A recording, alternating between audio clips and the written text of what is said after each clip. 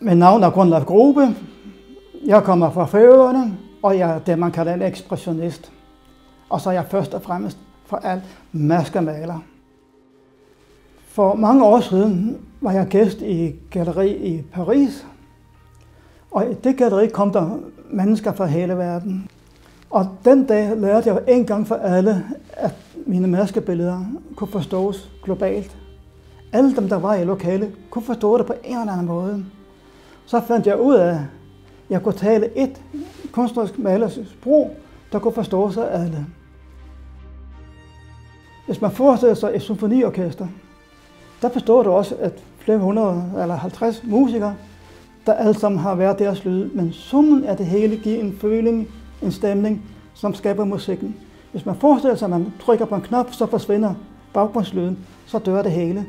Og det samme er der af min maske. Hvis jeg trykker på knappen og fjerner min abstraktion, så bliver det lige pludselig meget konkret. Og det gør så også, at dem, der ser mine masker, tolker det på forskellige vis.